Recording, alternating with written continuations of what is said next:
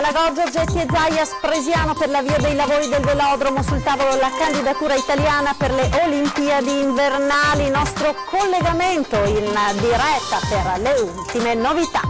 È ricoverato in gravissime condizioni l'uomo accoltellato ieri pomeriggio davanti all'ospedale all'Angelo di Mestre, bloccato dalla polizia, un marocchino.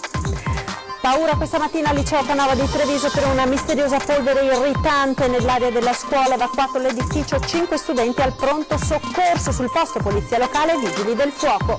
70enne bellunese trovato morto ieri sera in un bosco dove era andato a funghi, l'uomo forse per un malore è scivolato per una cinquantina di metri in un pendio scosceso. La notte brava di 5 magrebini è stata bloccata dai carabinieri, 2 a Schio hanno prima ferito a bottigliate un barista, poi rapinato una coppia di fidanzati, sono stati arrestati.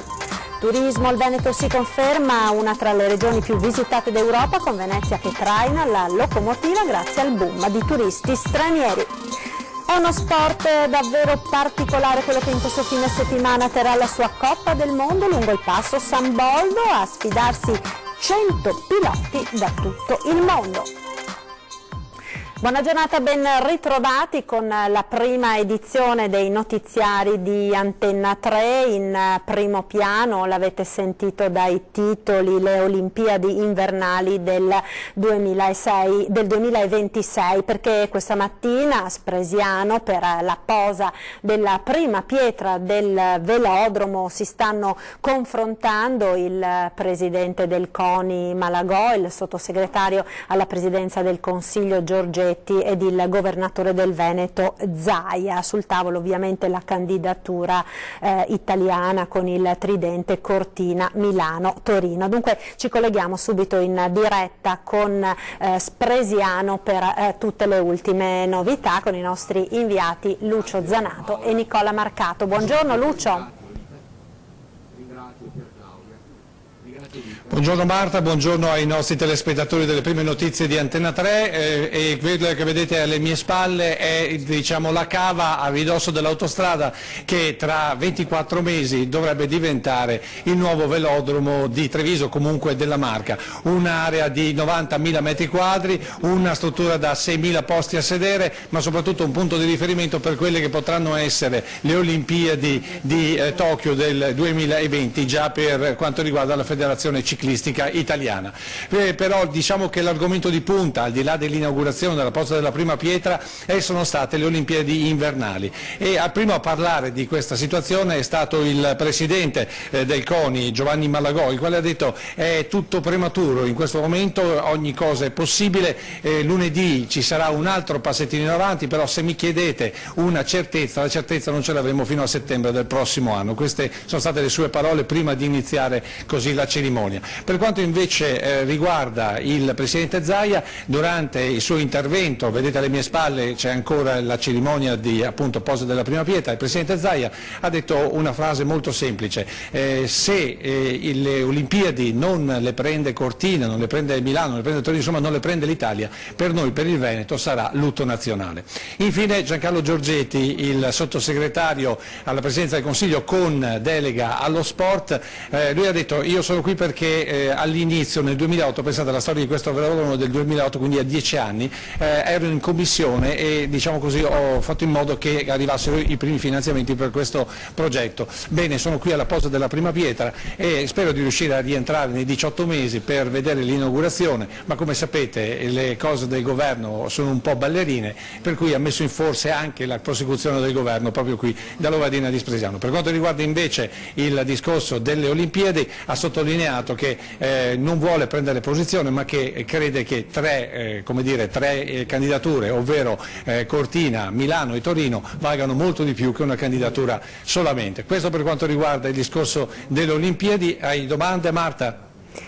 No, era appunto per capire, perché dalle ultime indiscrezioni sembrava appunto che ormai ci fosse, come dire, una soluzione condivisa sul tridente appunto Cortina, Torino e Milano, che come dire sembrava ormai accreditata. A quanto mi pare di aver capito invece il presidente del CONI Malagò ha tirato un po' il freno a mano. No, in realtà devo dire la verità, lui ha detto semplicemente se mi chiedete una cosa certa non ce l'ho perché non ce l'avremo fino a settembre del prossimo anno, però quando gli hanno chiesto anche a lui secondo lei 3 candidature sono meglio di una, ovviamente riferito alle candidature estere, ha detto secondo me 3 nomi e 3 nomi di peso come Cortina, Milano e Torino valgono sicuramente un'Olimpiade invernale, per cui anche lui è impuntato a ottimismo, del resto non potrebbe essere altrimenti, l'Italia spinge proprio per avere queste Olimpiadi invernali. Per cui l'ottimismo c'è insomma, in ogni caso per quanto riguarda le Olimpiadi, come del resto c'è ottimismo con la notizia del Giro d'Italia che dovrebbe passare per Treviso, dovrebbe arrivare a Treviso esattamente la tappa prima del tappone finale. Voi sapete che il Giro d'Italia 2019 finirà a Verona e pare proprio che l'ultimo tratto, diciamo così, la conclusione prima di Verona parta proprio da Treviso, quindi è un'altra notizia nella notizia che abbiamo trovato qui all'Ovadina di Spresiano. Ecco, grazie, quindi grazie a Lucio Zanato e a Nicola Marcato per questo collegamento in diretta da Spresiano. Naturalmente poi torneremo a parlarne questa sera nel corso dei nostri telegiornali con tutte le interviste raccolte dai nostri inviati. Proseguiamo ora con la cronaca e restiamo in provincia di Treviso, anzi nel capoluogo della Marca, perché sono stati questa mattina attimi di paura al liceo Canova appunto di Treviso. Scuola evacuata, 5 studenti finiti al pronto soccorso, forse per uno spray urticante spruzzato nell'aria. Sentiamo cos'è successo nel servizio. 5 persone, 3 studenti e 2 insegnanti si sono sentiti male finendo addirittura il pronto soccorso, e tutto per una sostanza urticante nell'aria, la cui origine è ora al vaglio di vigili del fuoco e polizia locale intervenuti sul posto insieme alle ambulanze del SUEM 118. L'episodio questa mattina nella succursale del liceo classico Canova di Treviso lungo via Mura Sant'Eonisto. L'edificio è stato evacuato e ragazzi e professori hanno atteso in strada di poter rientrare in classe, tranne quelli che si sono effettivamente sentiti male nell'atrio della scuola, tanto da dover ricorrere alle cure dei sanitari. Manifestavano irritazione a naso e gola e problemi respiratori, al punto che i casi più seri sono stati trasportati in ospedale per accertamenti che tuttavia non hanno dato riscontro di particolari sostanze. Si sta ora cercando di capire quale possa essere stata la causa del malessere che ha colpito gli studenti. Non si esclude la bravata, e cioè che qualcuno possa aver spruzzato dello spray urticante per far sospendere le lezioni. Ed è ricoverato in gravissime condizioni l'uomo che è stato accoltellato ieri pomeriggio davanti all'ospedale All'Angelo di Mestre. La polizia ha bloccato l'aggressore. Tutti gli ultimi aggiornamenti in collegamento telefonico da Mestre con Anna Maria Parisi. Buongiorno Anna Maria. Un solo fendente dritto alla giugulare, l'intento era quello di ucciderlo. Buongiorno da Mestre, qui dall'ospedale All'Angelo per aggiornamenti in merito all'aggressione tra 2 stranieri avvenuta proprio qui, o meglio nel bus CTV in sosta lungo il piazzale nel pomeriggio di ieri, intorno alle 16:30. Che cosa è successo? Un marocchino ha colpito con un coltello dritto alla gola un romeno. Quest'ultimo subito ricoverato per l'intervento per evitare la morte per dissanguamento. La sala operatoria ha visto lo staff medico pronto per la delicatissima operazione a partire dalle 17, intervento durato per oltre 5 ore, oltre le 4 ore, e oggi come ieri il romeno accoltellato si trova in rianimazione dove sta lottando per la vita. Come prassi, per verificare se tutto è andato bene bisognerà attendere ancora 1-2 giorni. Questo come aggiornamenti in merito al bollettino sanitario. Dal punto di vista delle indagini invece la polizia ha subito preso l'aggressore, come detto un marocchino che ha confessato l'accaduto per motivi legati a un debito. Non si sa ancora di quale natura si tratti questo debito. E per il momento è tutto qui dall'ospedale dell'Angelo. Da Mestre, linea allo studio.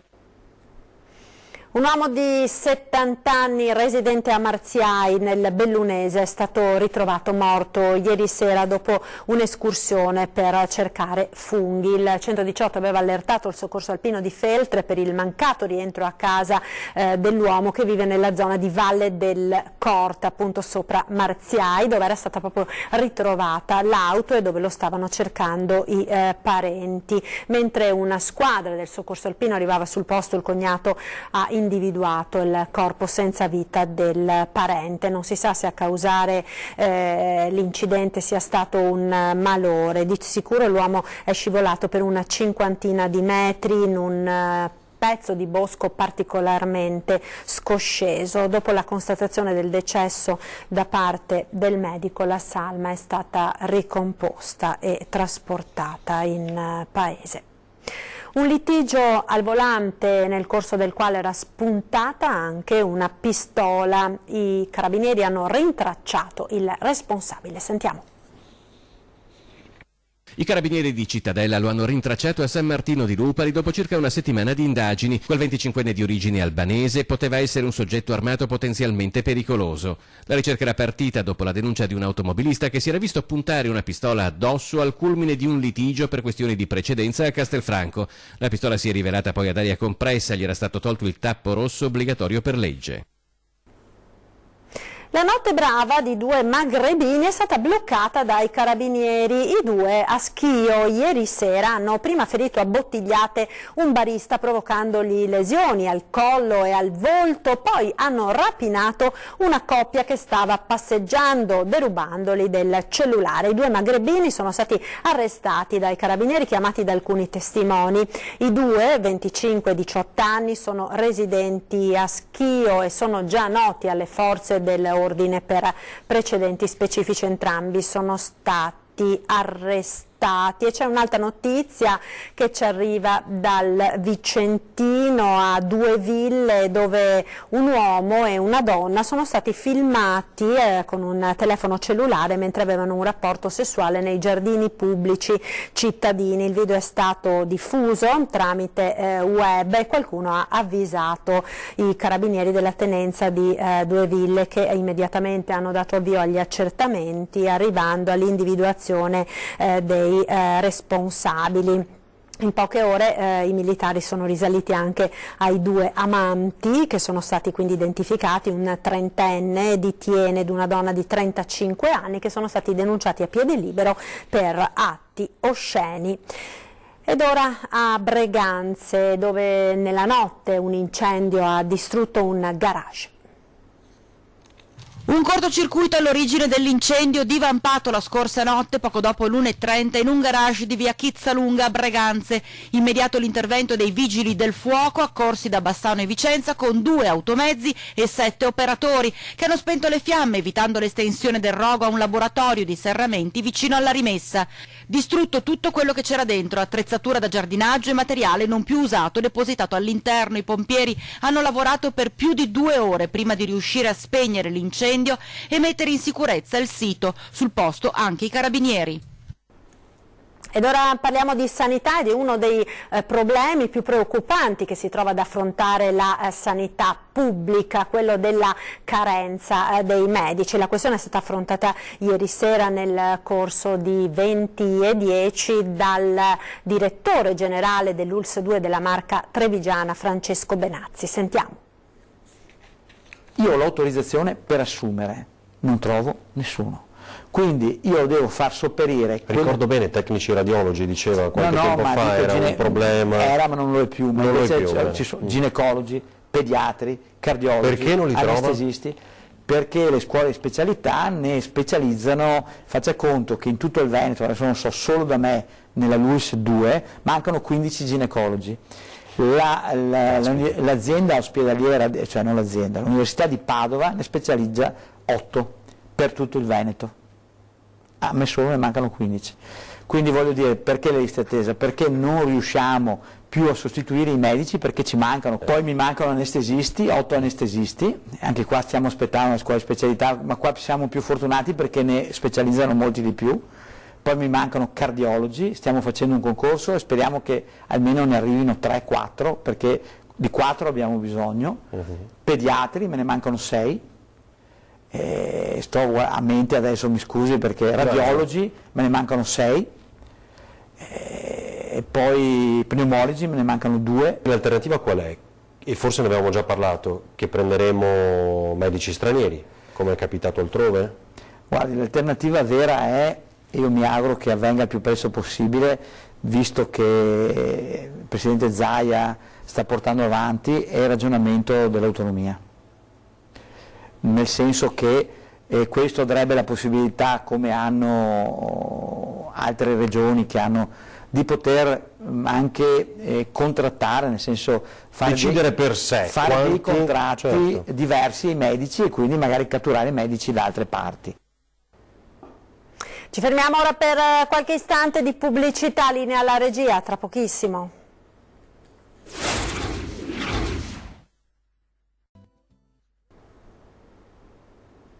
Rieccoci in diretta con la prima edizione dei telegiornali di Antenna 3. Parliamo ora di turismo in Veneto, Veneto che si conferma essere una delle regioni più visitate d'Europa.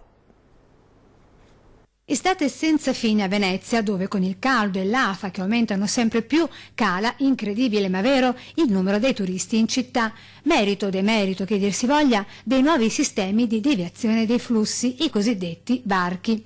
E il bilancio stilato dalla regione è naturalmente comparato con i numeri della scorsa estate. Venezia come città un leggero calo l'ha avuto. Il paradosso è che i numeri sono tuttavia sempre da record. Però devo dire che insomma, Venezia è una città che negli ultimi anni ha avuto delle crescite incredibili e addirittura abbiamo avuto una massa di turisti che in certe situazioni ha creato anche un po' di disagio. Con Venezia che si conferma la città che alimenta le maggiori entrate per turismo in regione e con un incremento pari a un più 19,4% grazie ai turisti stranieri. Ovviamente Venezia attira qualsiasi tipologia di turismo. Abbiamo turisti facoltosi che ovviamente vanno in alberghi 5 stelle, ma abbiamo anche un turismo di massa fatto da persone anche provenienti da altre regioni italiane che raggiungono la città, magari anche per una semplice giornata oppure al massimo una notte a disposizione. Quindi insomma diciamo che è un turismo diversificato, però il lavoro che stiamo cercando di fare noi è di evitare di lavorare sui flussi, anche perché appunto Venezia non ha bisogno di attirare nuove quantità di turisti, ma ha bisogno di qualità dei turisti. Quindi stiamo lavorando su prodotti turistici particolari proprio perché vogliamo che magari ci sia meno gente ma che spenda di più. E il Veneto che come lo scorso anno è la 6ª regione più visitata d'Europa. In particolare nel Veneto è una situazione diciamo di consolidamento rispetto alle annate scorse, però dobbiamo tener conto che veniamo da 4 anni di crescita continua dal 3 al 6% a seconda dell'annata, quindi quest'anno diciamo è un anno fisiologico se vogliamo, ma insomma sempre attestandosi su presenze più o meno sui 70 milioni di presenze e 19 milioni di arrivi, quindi ovviamente sempre la prima regione a livello turistico in Italia. Disagi ieri sera all'aeroporto di Venezia, il volo Volotea per Catania delle 19:15 alle 23 doveva ancora arrivare con centinaia di passeggeri in attesa, tra i quali anche anziani in carrozzina e bambini, come testimoniano appunto i post di alcuni di loro. Qualcuno particolarmente arrabbiato anche per la carenza di informazioni ha chiamato la polizia e ci sono stati degli attimi di tensione. Ci spostiamo ora nel Padovano sul canale Battaglia in comune di Battaglia Terme, appunto, canale che spesso assume l'aspetto di una discarica. La polemica rimane alta, ma dal vicino Montegrotto arriva anche una prima risposta. Sentiamo.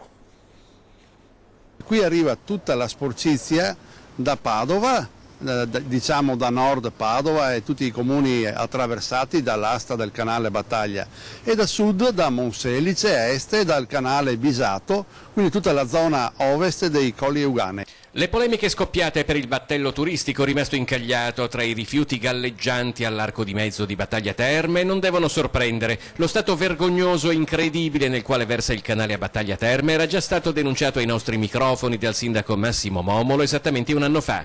Una situazione inaccettabile di suo, ancora di più in un territorio a vocazione turistica, dalle terme a luoghi molto visitati come il Castello del Cataio e le ville disseminate nei comuni confinanti fino ad Arco a Petrarca. E da Montegrotto arriva la prima mano tesa per risolvere questa situazione. Affrontare questa tematica, che è annosa e ben conosciuta, serve una solidarietà tra sindaci perché non ci si trovi alla fine, non si trovi semplicemente il comune di Battaglia ad affrontare un problema che è molto più grande di quello che può affrontare un piccolo comune. Per quello che riguarda il suo comune lei prenderà quindi provvedimenti? Assolutamente sì, è già in programma un incontro, una riunione con il sindaco di Battaglia per capire in che forma e in che quantità il comune di Montegrotto può contribuire. Montegrotto intende farsi portavoce del problema all'organizzazione di gestione della destinazione terme e Colli Euganei. Assieme a Battaglia ci faremo voce perché ogni comune possa fare la propria parte e perché anche le categorie imprenditoriali possano contribuire per risolvere un problema che, a mio modo di vedere, deve essere considerato anche dagli organi sovraordinati. Ed ora guardiamo insieme queste immagini, il video che è stato postato su Facebook da un cittadino, eccole qui, che ha avuto 140.000 visualizzazioni, un topo, insomma un ratto di grandi dimensioni che nuota, secondo quanto riportato nel post stesso, nelle acque di Sottomarina di Chioggia, a dimostrazione evidentemente della presenza di questi animali a ridosso della spiaggia, animali in cui l'autore del video da bagnante ha dunque rischiato di imbattersi, e immagini che, come detto, stanno facendo il giro del web. Cambiamo ora decisamente argomento, torniamo a Treviso, ne aveva accennato Lucio Zanato nel collegamento d'apertura da Spresiano, perché Treviso potrebbe essere città del Giro d'Italia nel 2019, non c'è ancora l'ufficialità, ma da Cassugana le indiscrezioni danno la corsa rosa nel capoluogo della Marca come ormai cosa certa. Sentiamo. Treviso città di tappa nel Giro d'Italia 2019, non c'è ancora l'ufficialità ma pare proprio che la corsa rosa dopo il passaggio di quest'anno per la prossima edizione abbia fissato una tappa con partenza da Treviso. Un'edizione davvero particolare, quella che partirà dal Bologna l'11 maggio, data con una settimana di ritardo rispetto al solito, e arrivo il 2 giugno a Verona in omaggio a Giulietta e Romeo. La tappa trevigiana sarebbe verso la fine della corsa, quando i ciclisti dovrebbero sconfinare verso l'Austria. Si parla degli ultimi 7 giorni, nei quali probabilmente giovedì 30 la partenza sarebbe già progettata da Piazza del Grano, con uscita da Porta San Tommaso e percorrenza verso la Pontebana direzione nord. Il tratto veneto-friulano arriverebbe in Carinzia verso Lienza dopo aver scalato il Glosslöcher. Al momento ipotesi al vaglio di tecnici ed organizzatori, e che non sia ancora tutto definito lo confermano altre voci che invece darebbero Treviso come partenza dell'ultima tappa verso Verona via Passorolle. In ogni caso tutte le voci sono concordi, il 102esimo Giro d'Italia farà tappa in ricordo della maglia nera Giovanni Pinarello, dove Assilea Cagnan s'accompagna. Eliminare le barriere architettoniche nel nome dell'inclusione grazie al connubio tra sport e salute. All'isola di San Giorgio a Venezia il bilancio del progetto Turismo Sociale nelle spiagge venete. Un'esperienza che permette di sviluppare anche in noi un certo sesto senso. Di cosa si tratta? Ma io ad esempio mi ricordo la gita che ho fatto in bicicletta con un ragazzo che non vedente, pedalavamo tutti e due in questo tandem e lui mi ha fatto capire delle sensazioni, dei suoni, dei profumi, degli odori che normalmente una persona non se ne rende conto, e loro te le fanno capire perché hanno queste capacità in più, e quindi questo mi ha fatto sentire veramente più forte. Barca a vela, canoa, catamarano, immersione e lezioni di cucina da far concorrenza a Masterchef. È l'estate inclusiva del litorale veneto, progetto finanziato dalla Regione Veneto attraverso gli assessorati al turismo e servizi sociali, con il coinvolgimento delle ULSS 3 Serenissima e ULSS 5 Polesana, con l'azienda sanitaria ULSS 4 Veneto Orientale a fare coordinatore dell'evento. I 10 comuni hanno organizzato veramente tantissimi eventi, tantissime esperienze ludico-motorie per permettere a tutti i turisti che hanno problemi di disabilità di poter fare una giornata in spiaggia o una settimana al mare facendo sport, vivendo il mare con le barche a vela, con le canoe attrezzate apposta per le persone diversamente abili, con le gite in bicicletta. Nel progetto dal nome Turismo Sociale e Inclusivo nelle spiagge venete, oggi nel bilancio della fine dell'attività coinvolti ben 10 comuni del litorale con le categorie economiche e associazioni di volontariato. Hanno portato la barca loro veleggiando, loro senza il nostro aiuto, solo con i nostri consigli, e l'hanno portata fino qui a Venezia. Sono stati tutti molto bravi, tutti quanti. Chi è che ha fatto il cuoco in barca? Ero io, perché io vado quinto anno superiore a Vittorio Veneto e dopo sono uscito a fare con lui. Con Matteo. Che cosa avete cucinato per il vostro equipaggio? La pasta alla matriciana. Ed ora le immagini di uno sport davvero particolare che in questo fine settimana, oggi e domani, sta tenendo la sua Coppa del Mondo lungo il Passo San Boldo. Vediamo.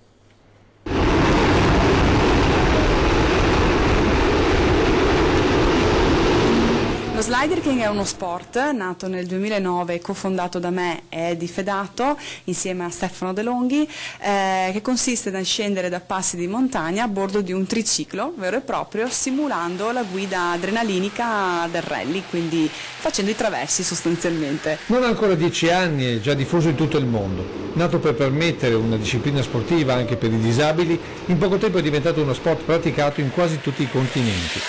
Atleti internazionali che praticamente dalla prima edizione si ritrovano ogni anno sul San Boldo, definita la pista ideale per questi tricicli per adulti. Nel campionato italiano degli anni passati abbiamo utilizzato altri posti, per esempio Maser piuttosto che il Nevegal. Il Passo San Boldo ha la caratteristica di avere i tornanti all'interno di gallerie e questo dà uno scenario, un panorama incredibile. In più l'unico mezzo che può fare i traversi in curva dentro le gallerie del San Boldo è proprio il triciclo, quindi sembra creato ad hoc. Quest'anno tra l'altro il passo compie 100 anni, è la strada dei 100 giorni e per questo abbiamo aperto a 100 piloti. Tra i protagonisti più lontani arrivano dal Brasile. È algo che a gente pegou. Ha colto l'occasione perché è una tappa fenomenale, fantastica, è ambita a tutto il mondo e di conseguenza non si lasciano scappare questa possibilità. Poi dagli Stati Uniti. Per lui il San Boldo è la discesa più bella al mondo, ha girato altri paesi però tutto lo porta qui e ci torna ogni anno con un grande piacere. Ma il campione del mondo uscente è un europeo, è precisamente un francese. Viene dal mondo dello skater, ha fatto 30 anni di questa esperienza e poi ha detto ma cosa vuoi il triciclo, cosa vuoi che sia, e invece ha detto che ormai è praticamente si è concentrato tutta la sua vita su questo. Domenica si rinnoverà la sfida tra i tornanti, mentre per i più rimane la domanda. Sentite, ma alla vostra età andare ancora in triciclo? Ma abbiamo trovato una soluzione per le persone che pensano di non poter fare altro, di non poter più praticare degli sport. Il triciclo permette di tornare un po' bambini.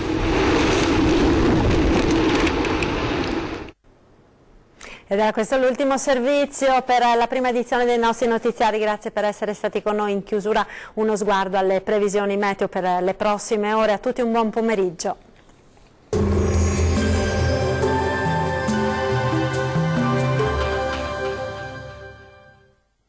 Ben ritrovati al meteo. Tornano sole e caldo sulle nostre regioni, anche se restano diverse nubi ovunque. Ma vediamo il dettaglio. Sul Veneto la giornata sarà caratterizzata da un cielo parzialmente nuvoloso un po' su tutti i settori, sia montuosi sia di pianura. Non sono previste precipitazioni degne di nota.